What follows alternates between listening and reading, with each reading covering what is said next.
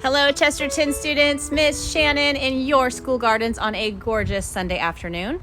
It feels a little bit later today because it is spring ahead. It is daylight saving time. I always thought it was savings, plural, but it's not, it's singular. And although I lost an hour of sleep, I gained a lot more daylight to work out in the gardens today. So I've been here for a few hours assembling some grow-at-home kits for the 5th graders that will be picking up their own pots and some seeds and a seed study or seed germination study sheet this Friday. That'll be fun for them.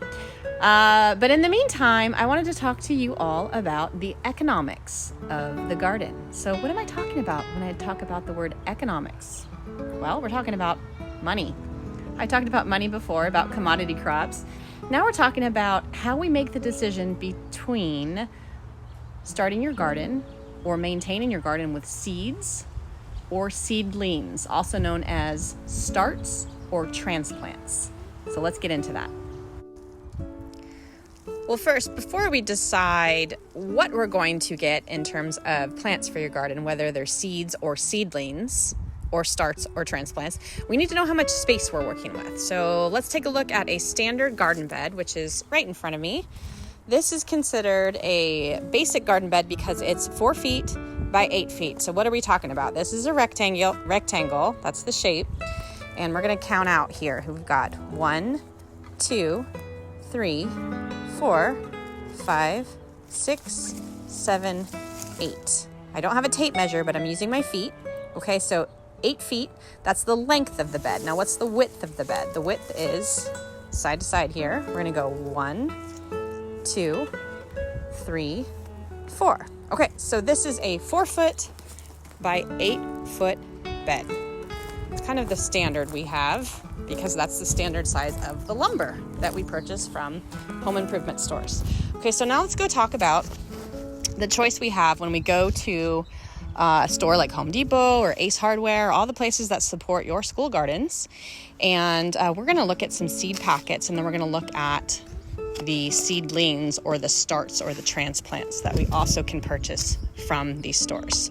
So let's look at the more expensive one to start with. So you go there and you see a rack, a display, and you'll see a pot like this, and there'll be a plant inside of it. Let's pretend we have a squash plant in there and we want to buy it, and we look at the price and it says it's $1.49. Well, there's only one plant typically inside of here. So one plant for $1.49.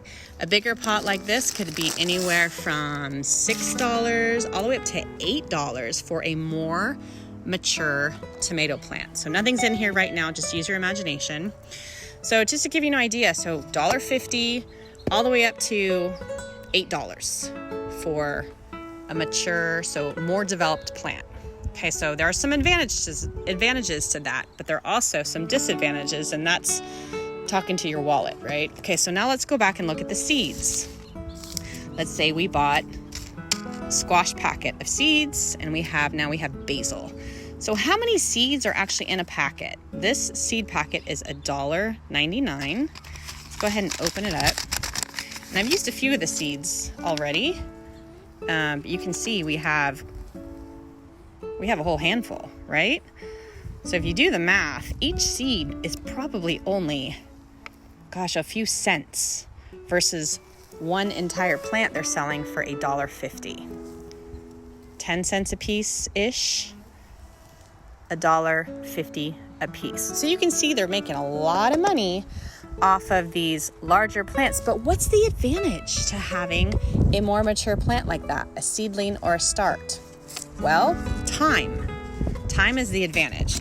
So a lot of these seeds take time to grow. They take time to grow up to this point where they're in a pot that's blowing away. And so if you don't have time as a backyard gardener or as a farmer, sometimes it's more beneficial to buy those seedlings or starts or transplants. But if you do have the time, it's much better to start with seeds. Let's take a look at the basil. So this package is $1.49. You can see the price right there. See how many seeds of basil there are. And again, I've already used some of these seeds. Oh, it's hard to do this one-handed. Wow. There's probably hundreds of basil seeds in here. And if you were to go to, let's say, Sprouts or your local grocery store to buy a basil plant in one of these 6-inch pots, it would cost you $3.99. So $4 for one basil plant, or you can buy a seed packet, and I've just spread the seeds everywhere, of basil with hundreds of seeds inside for $1.49. Wow, huge difference in cost. So you got to think about it. What are the advantages to having your garden start with seed, and what are the disadvantages? What are the advantages to having your garden starts with transplants or seedlings, and what are the disadvantages? Okay, so grab your science journal or use Seesaw and write down a few advantages to using seeds for your garden and a few disadvantages. So things that you would find useful for using seeds and things that wouldn't be as useful using seeds. And do the same for starts or transplants or seedlings. This is my garden journal. This is how I keep track of all the things that I've been asking you guys to do. And I'm doing the same thing right along with you, writing disadvantages and advantages of both seeds and seedlings. Now think about the money, think about the time, and maybe think about a couple more things that you could add to your list of advantages and disadvantages. All right, see you next time.